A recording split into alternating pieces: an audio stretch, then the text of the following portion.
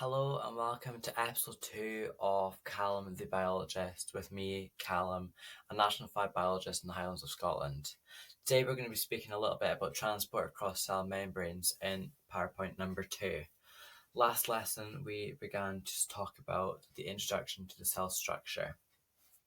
By the end of this video you are going to be able to describe the structure of a cell membrane using our keyword list. You're going to be able to define passive transport and state 2 examples of this. You'll be able to define both diffusion and osmosis. You'll be able to explain the possible effects on plant and animal cells. And last but not least, you'll be able to define you'll be able to give a definition of active transport. Each lesson I'll be giving you a little word bank, as it were, which you can note down for your keywords. And this is definitely going to be able to get you through, and it's going to be very beneficial in the SQA examinations. So this keywords, we have got cell membrane, which is the structure that controls movements of molecules in and out of any given cell. Phospholipids are the molecules that make up the cell membrane with proteins. So that's a key one to remember, that proteins and lipids are the molecules that consist of the cell membrane. Selectively permeable, as we spoke about in yesterday's video, it allows some molecules through, but not all of them. Passive transport is a movement of molecules that does not require any energy at all. The concentration gradient is where there is a difference in concentration from a higher concentration on each side of the cell membrane. Diffusion is the movement of molecules from a higher concentration to a lower concentration down the concentration gradient. Osmosis is the movement of water from the high water concentration to the lower water concentration down this concentration gradient again. Turgid is where a plant cell has filled up with water and it could burst. Plasmolysed is the plant cell that has shrunk as the water has moved out of it. Active transportation is the movement of molecules and ions against the concentration gradient that requires energy.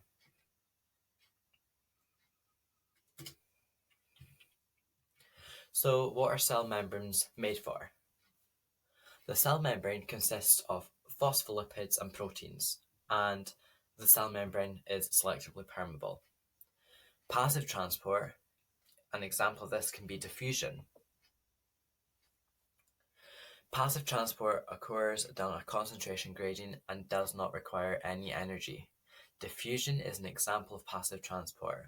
This is the movement of molecules down a concentration from a higher to a lower gradient. But how does diffusion explain how our body works? So diffusion occurs in the lungs of the human body where oxygen moves from the lungs. This is the high concentration gradient, and this moves into our blood, which is the low concentration. Carbon dioxide moves in the opposing direction. Glucose will also diffuse from the blood, which is the high concentration, into our cells, which is low concentration, and this is required for respiration. Osmosis is another example of passive transport. Osmosis is the movement of water molecules from a high water concentration to a low concentration through selectively permeable membrane.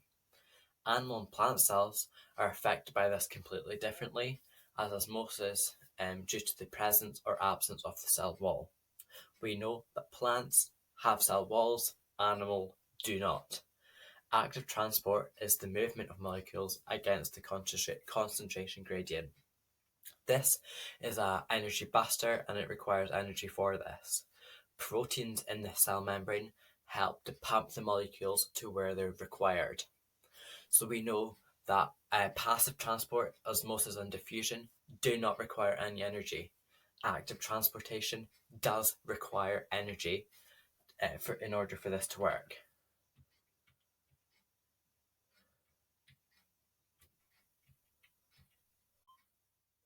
So what have we learned? We know that passive transport does not require any energy and that the molecules move down the concentration gradient. Active transport does require energy and they move against the concentration gradient. Diffusion is the higher concentration to a lower concentration, and osmosis is the movement of water across a selectively permeable membrane. Higher water concentration to a lower water concentration. Let's finalise this lesson today with a little cheeky practice paper. So we used this example yesterday, and this is coming from the 2017 SQA National 5 past paper. The water concentration outside the parathemium is higher than the water concentration from the cytoplasm. This causes the diffusion of water into the cell. Name this movement. Now, referring back to our notes, we'll be able to identify this. It's either going to be diffusion, osmosis, active, or I'm having a mind block here, active or passive. We know that it's got to be one of this, and it says in the question that it is moving from a higher water concentration. It's outside the higher. Let me start that again. The water concentration is higher than the water concentration inside the cytoplasm. This causes the diffusion of the water into the cell. Looking back at our summary in the last slide, we can identify that osmosis is the movement of water across a selectively permeable site. Higher water concentration to a lower water concentration. The higher is outside, the lower is inside the cytoplasm. Therefore, our answer is osmosis. I've made up a little question for us at the bottom. It says, what does the cell membrane consist of? This comes back from the start of our lesson where we speak about how it is made up of lipids and proteins. So phospholipids and proteins would be our answer there. I have included the link into the description of this video for the past papers, so if you'd like to give it a go, the marking scheme is actually included there as well. Thank you for listening to our second episode of Callum the Biologist with me, Callum, a National 5 Biology in the Highlands of Scotland. Next episode, we are going to be looking at DNA and the production of protein. So we'll be looking in that episode all about messenger RNA, the structure of DNA, double helix strand. I'll see you in the next video. Thanks for watching. Have a lovely day.